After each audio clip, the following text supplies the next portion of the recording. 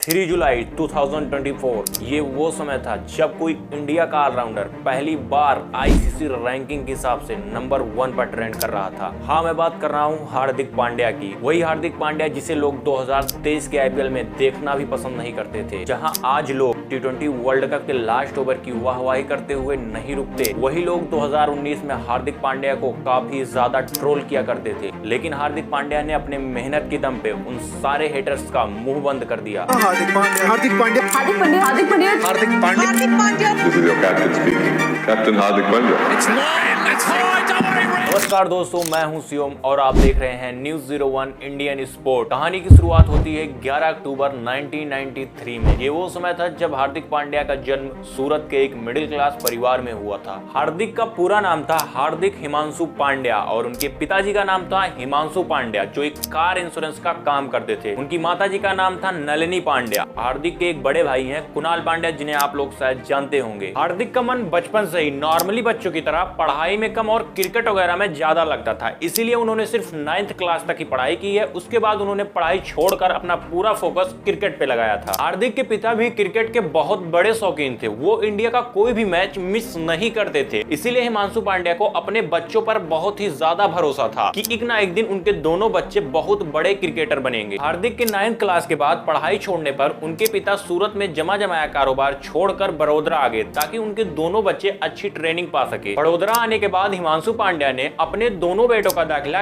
किरण मौर्य की एकेडमी में करवाया। पहले दिन तो किरण मौर्य ने अपने एकेडमी में हिमांशु पांड्या के दोनों बेटों का दाखिला लेने के लिए मना कर दिया था। कारण था एज, क्योंकि उस समय उन दोनों की एज लगभग 10 साल के आसपास थी। लेकिन जब हिमांशु पांड्या के कहने पर किरण मौर्य ने हार्दिक पांड्या और कुणाल पांड्या को खेलते हुए देखा तो वो उन दोनों बच्चों से इतना ज्यादा प्रभावित हो गए कि उन्होंने उन बच्चों को 3 सालों तक फ्री ट्रेनिंग देने का फैसला कर लिया। वहां पर हार्दिक पांड्या लगातार काफी बढ़िया परफॉर्मेंस करते जा रहे थे। उनकी मां का कहना है कि उस एकेडमी में हार्दिक पांड्या ने काफी सारे मैचेस ऐसे थे जिसको हार्दिक पांड्या ने खुद अपने दम पर अकेले ही जिताया था। हार्दिक पांड्या के पिता हिमांशु पांड्या अपने दोनों बच्चों पर आंख मूंद कर भरोसा करते थे। उनका ये मानना था कि उनके दोनों बच्चे एक ना एक दिन इंडिया के बहुत बड़े प्लेयर बनेंगे, इसीलिए उन्होंने अपने दोनों बच्चों के लिए क्रिकेट खेलने और आने जाने के लिए एक बाइक ली थी किस्त पर। उस समय हार्दिक पांड्या के जीवन में सब कुछ नॉर्मल चल रहा था, बढ़िया चल रहा था। लेकिन उसी के बीच उनके पिता हिमांशु पांड्या की तबीयत लगातार बिगड़ने लगी और एक साथ 2 हार्ट अटैक आने के बाद उनके लिए किसी भी तरह का काम करना मुश्किल हो गया था।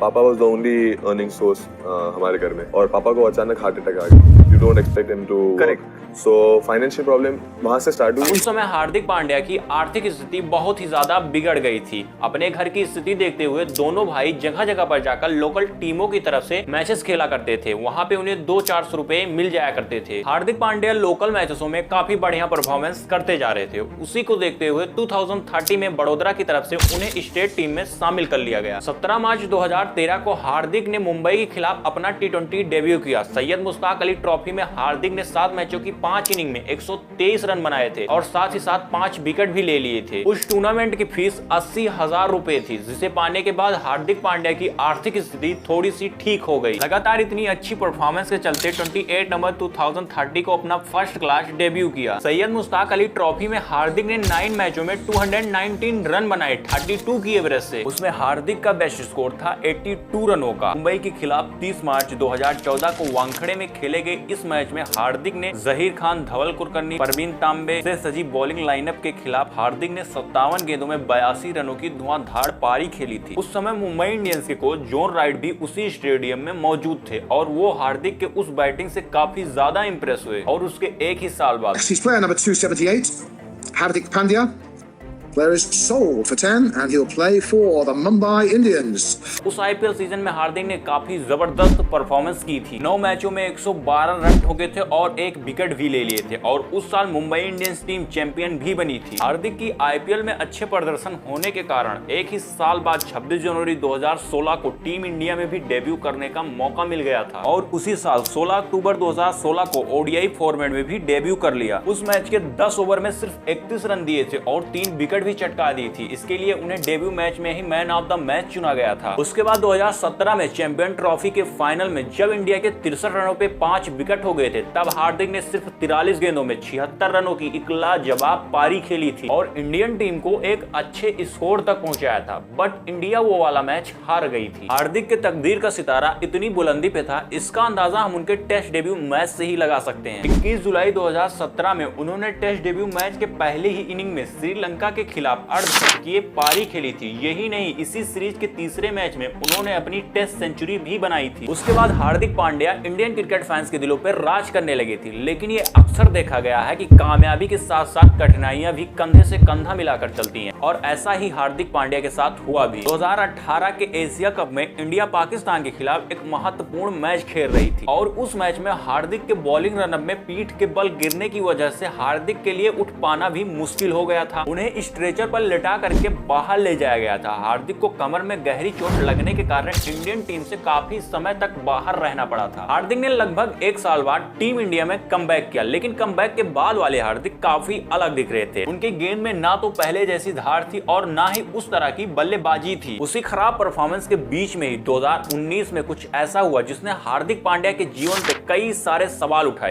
My family, I've been like open about everything. When I lost my virginity, when I lost virginity, only I can lose. So फिर भी करण शो पे दिए गए इस कंट्रोवर्सी स्टेटमेंट से काफी बड़ा बवाल खड़ा हो गया था। हार्दिक पांड्या और केएल राहुल पर बड़ा बैन लग सकता है। कभी सुना ही नहीं है, कभी क्यों लड़कियों को एक दूसरे के रूम में ले जाते हैं। फूल नहीं, he is talking like one fool. Hardik को उस समय पूरे देश में बदनाम किया गया, उनके खिलाफ कई केस भी फाइल किए गए और इतना ही नहीं, हार्दिक पांड्या और केएल राहुल को उस समय बीसीसीआई ने टीम इंडिया से सस्पेंड भी कर दिया था। इसीलिए हार्दिक को बीच में ही ऑस्ट्रेलिया टूर से वापस इंडिया आना पड़ा था। Purely individual opinions and something, as I said, which is in an inappropriate space. We definitely, as the Indian cricket team, do not support views like that. लग रहा था कि इंडियन टीम का उभरता हुआ सितारा फिर कभी हमें नीली जर्सी में खेलते हुए नजर नहीं आएगा, लेकिन बीसीसीआई ने एक इंटरनल इंक्वायरी के बेसिस पर अपना ये बैन रिमूव कर लिया था। KL Rahul, the committee of administrators, has lifted the interim ban on the 2 cricketers. उसके बाद हार्दिक को 2019 के ओडीआई वर्ल्ड कप में सिलेक्ट कर लिया गया, लेकिन ऑडियंस को हार्दिक से कुछ ज्यादा उम्मीदें नहीं थी। बट हार्दिक पांड्या ने उस वर्ल्ड कप में 5.5 इकोनॉमी से 10 विकेट चटकाए थे और साथ ही साथ अपने बल्ले से 226 रन भी जड़ दिए थे। हार्दिक के फैंस उस कंट्रोवर्सी बैन से निकल ही रहे थे, लेकिन हार्दिक के करियर में एक और निर्णायक मोड़ आ गया। साउथ अफ्रीका के साथ खेली जा रही T20 सीरीज में उनकी बैक इंजरी रिलैप्स हो गई और इस बार उनकी स्थिति और भी खराब हो गई थी। इसका लास्ट स्टेज था बैक सर्जरी, जो उन्हें क्रिकेट से लगभग 1.5 सालों तक दूर रखने वाली थी। हार्दिक 1.5 सालों बाद टीम इंडिया में धीरे धीरे कमबैक करने लगे थे, लेकिन it's a power batsman. IPL 2020 में हार्दिक ने 180 की स्ट्राइक रेट से 280 रन बनाए थे, बट बैक इंजरी के कारण उन्होंने बॉलिंग से दूरी बनाई रखी। उसी के बीच में हार्दिक के लाइफ का सबसे टफ दिन आया, हिमांशु जी का निधन। I just mentally I was not able to take it, saying that why us? अपने डैड के डेथ से हार्दिक उभरे भी नहीं थे। उसी के बीच में एमआई ने हार्दिक को फिटनेस का हवाला देकर रिटेन भी नहीं किया। जो प्लेयर एक टाइम पे मुंबई की जान थी, वो अब उनसे मुंह फेर रहे थे। ऐसा लग रहा था कि बुरा वक्त खत्म होने का नाम ही नहीं ले रहा है और उसके बाद सबको यही लग रहा था, हार्दिक ही इज फिनिश्ड। लेकिन एक ही एसएमएस ने हार्दिक के क्रिकेट का जीवन बदल के रख दिया। 2022 में गुजरात टीम आईपीएल में डेब्यू करने वाली थी और उस टीम के कोच थे आशीष नेहरा। उनका मन था हार्दिक से कैप्टनसी करवाने का। इसे उसको कप्तान भी बनाऊंगा, उसके 4 में बैटिंग भी करवाऊंगा। ऐसा उन्होंने किया भी। पहली साल लोग गुजरात टीम को हल्के में ले रहे थे, लेकिन हार्दिक के लिए ये एक बहुत बड़ा चैलेंज था खुद को साबित करने के लिए। आईपीएल 2022 में हार्दिक की गेंदबाजी और बल्लेबाजी दोनों में वो पहली जैसी धार दिखी। 15 मैचों में 7 की इकोनॉमी से उन्होंने 8 विकेट लिए थे और वहीं बल्लेबाजी में 44 की एवरेज से उन्होंने 487 रन बनाए थे। हार्दिक के परफॉर्मेंस में 4 चांद तो तब लगे जब उन्होंने फाइनल में आरआर के खिलाफ 34 रन बनाए थे और अपने बेमिसाल बॉलिंग से 3 विकेट भी झटकाए थे। जहां एक तरफ वो फाइनल के मैन ऑफ द मैच बने, वहीं पे राजस्थान को फाइनल में हरा करके गुजरात टीम को डेब्यू सीजन में ही चैंपियन बनाया और उसके अगले ही साल गुजरात टीम को फिर से एक बार फाइनल तक पहुंचाया था। जहां एक तरफ हार्दिक अपने काबिलियत के दम पे क्रिकेट में कमबैक कर रहे थे, वहीं दूसरी तरफ हार्दिक के जीवन में फिर से एक बार उतार चढ़ाव आने वाला था। 2023 में इंडिया में ही ओडीआई वर्ल्ड कप होने वाला था। बांग्लादेश के खिलाफ बॉलिंग करते वक्त उनको फिर से एक बार एंकर इंजरी हो जाती है, जिसके कारण वो वर्ल्ड कप के कुछ ही मैचेस खेल पाते हैं। और उसके बाद ही लोगों ने हार्दिक को ट्रोल करना स्टार्ट कर दिया, बट आग में घी तब पड़ा